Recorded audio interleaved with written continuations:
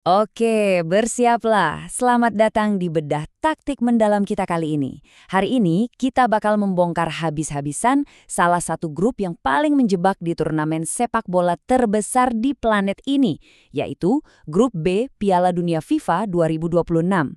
Gini ya, kita punya campuran yang bener-bener mematikan di sini. Ada kekuatan tradisional dari Eropa, energi ledakan dari tim tuan rumah, dan pastinya tim kuda hitam yang siap merusak skenario siapapun. Kalau kalian suka adu taktik yang cerdas dan pertarungan fisik tingkat tinggi, wah kalian berada di tempat yang sangat tepat.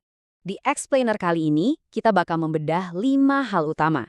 Mulai dari landscape grup B, lanjut ke profil tim, lalu analisis taktis, jadwal pertandingan, dan pastinya ditutup dengan kesimpulan akhir. Yuk kita langsung mulai aja. Bagian pertama, landscape grup B.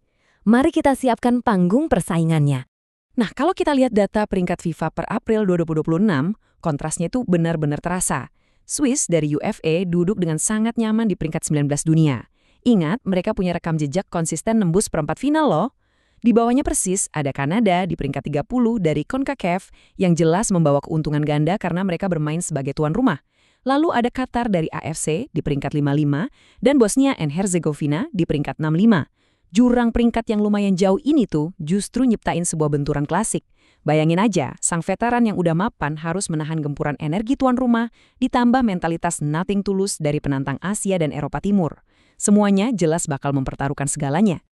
Lanjut ke bagian kedua, profil tim. Saatnya kita kenalan lebih dekat dengan para penantangnya. Kita mulai dari sang unggulan utama, Swiss. Kalau harus mendeskripsikan mereka dalam satu kata, jawabannya adalah konsisten. Kekuatan absolut mereka ada di organisasi pertahanan mid-block yang super rapat dan disiplin. Mereka mungkin bukan tipe tim yang mainnya paling atraktif, tapi percayalah, mereka adalah mimpi buruk taktis buat siapapun di fase grup. Kedalaman skuad mereka itu merata banget dan transisi dari bertahan ke menyerang, wah efisiensinya udah kayak jam tangan buatan negara mereka sendiri, sangat presisi. Dan pusat gravitasi tim ini bertumpu pada dua sosok vital. Granit Xhaka adalah pemimpin mutlaknya. Dia ini ibarat metronom, pengatur ritme yang bikin kepala rekan-rekannya tetap dingin di tengah gilanya tensi turnamen. Terus di belakangnya ada siapa? Manuel Akanji.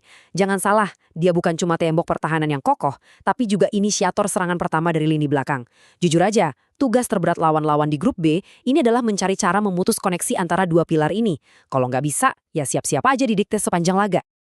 Beda banget sama Swiss yang sangat terukur, Kanada datang dengan ledakan energi yang murni. Sebagai tuan rumah bersama, sorak-sorai puluhan ribu pendukung di stadion sendiri itu jelas bakal jadi pemain ke-12 mereka. Dan yang perlu dicatat, tim ini bukan lagi sekedar pelengkap turnamen kayak dekade-dekade sebelumnya. Sama sekali bukan. Mereka sekarang ngandalin pressing dengan intensitas super tinggi dan serangan balik yang kilat. Ditambah lagi inti skuad mereka sekarang udah merumput dan teruji mentalnya di berbagai liga top Eropa. Dua nama yang benar-benar jadi wajah revolusi sepak bola Kanada saat ini, Alphonso Davies dan Jonathan David. Davies ngebawa kecepatan sayap yang kadang ya nggak masuk akal saking cepatnya. Dia bisa ngubah situasi tertekan jadi peluang emas cuma dalam hitungan detik. Sementara Jonathan David, dia ini sang eksekutor berdarah dingin di depan gawang. Dua karakter ini jelas punya kapasitas penuh untuk meruntuhkan dominasi tim-tim Eropa di grup ini. Selanjutnya, selamat datang kembali buat Bosnia and Herzegovina. Setelah lolos lewat jalur yang sangat dramatis, mereka bawa gaya main yang sangat berbeda ke Amerika Utara. Kekuatan utama mereka, fisik raksasa. Mereka nggak bakal repot-repot main cantik dari kaki ke kaki. Nggak, mereka lebih suka main direct, menangin duel udara, dan ngebongkar pertahanan lawan murni pakai kekuatan fisik. Perpaduan antara pemain muda yang lagi lapar-laparnya, sama veteran bermental baja ini, benar-benar kombinasi yang sangat berbahaya. Nah, ngomongin soal veteran, mustahil dong kita mengabaikan sang legenda hidup, Edin Dzeko. Segudang pengalamannya ini yang bikin Bosnia jadi kuda hitam yang mematikan, apalagi kalau udah terjadi kemelut di kotak penalti. Coba bayangin, dikombinasikan dengan pergerakan modern dari Ermedin Demirovic, lini depan Bosnia ini dijamin bakal ngasih duel-duel fisik yang bikin bek lawan kehabisan napas. Terakhir, ada Qatar. Senjata rahasia mereka sebenarnya bisa dirangkum dalam satu kata aja, chemistry. Kenapa? Karena mayoritas pemain mereka itu main di liga domestik yang sama, jadi mereka tuh udah bergerak seolah-olah pakai satu otak. Berbekal status sebagai juara Asia back-to-back di tahun 2019 dan 2023, Qatar sangat fasih nerapin sistem umpan pendek yang cepat. Trio Akram Afif dan Almoez Ali bakal jadi kunci utamanya. Memang sih, Piala Dunia 2022 kemarin mungkin jadi pelajaran pahit buat mereka. Tapi meremehkan koneksi teknis mereka kali ini, wah, itu bakal jadi kesalahan fatal. Oke, kita masuk ke bagian ketiga, analisis taktis. Ini dia benturan gaya bermainnya. Kalau ditanya, apa pertarungan terbesar di grup ini? Jawabannya adalah skenario klasik antara sang Goliat yang super disiplin ngelawan tuan rumah yang meledak-ledak. Swiss pasti bakal berusaha mendikte tempo, nurunin ritme permainan, dan perlahan mencekik pergerakan lawan. Sebaliknya, Kanada justru pengen menciptakan kekacauan. Mereka maunya laga ini berjalan dalam tempo secepat mungkin. Jadi, pertanyaannya sederhana banget sebenarnya. Siapa yang berhasil memaksakan gaya main mereka ke lawannya? Di sisi lain, kita punya duel yang gak kalah menarik antara tenaga murni melawan teknik. Bosnia pasti bakal menghujani pertahanan Qatar dengan duel fisik dan bola-bola lambung panjang. Menghadapi ini, Qatar wajib banget mempertahankan penguasaan bola dan sebisa mungkin jangan sampai terpancing main bola-bola atas. Kenapa? Karena kalau bek-bek Qatar sampai panik di bawah tekanan fisik Bosnia yang intens, sistem chemistry umpan pendek mereka bisa langsung hancur lebur di lapangan.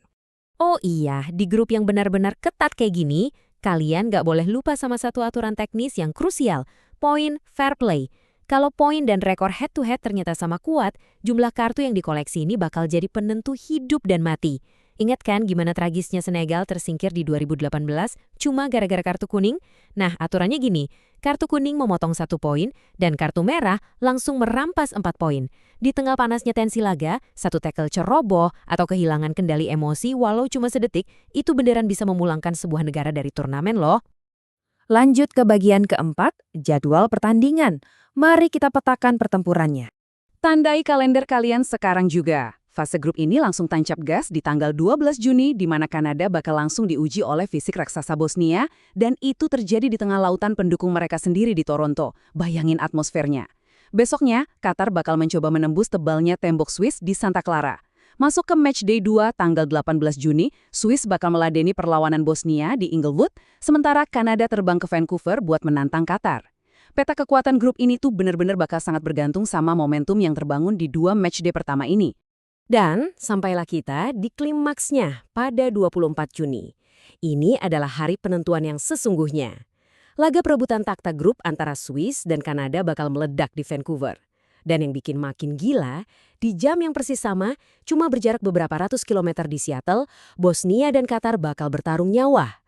Entah itu buat mencuri posisi runner-up, atau paling nggak mengamankan tiket peringkat ketiga terbaik. Bener-bener nggak ada ruang sekecil apapun untuk bikin kesalahan di hari ini. Akhirnya, kita di bagian kelima. Kesimpulan akhir. Pertanyaannya, siapa yang bakal lolos? Kalau kita tarik garis besarnya nih, grup B ini tuh ibarat arena gladiator yang sangat seimbang. Swiss jelas memegang keunggulan secara teknis dan punya ketenangan khas turnamen mayor. Terus, Kanada didorong penuh oleh bahan bakar supporter tuan rumah plus talenta mereka yang sekelas Eropa. Bosnia, mereka selalu siap jadi mimpi buruk lewat dominasi bola-bola udara. Dan Qatar, mereka bisa menghukum siapa aja yang berani ngeremehin sirkulasi bola cepat mereka. Semua statistik dan prediksi di atas kertas ini bisa aja loh hancur lebur dalam 90 menit pertandingan di atas lapangan hijau.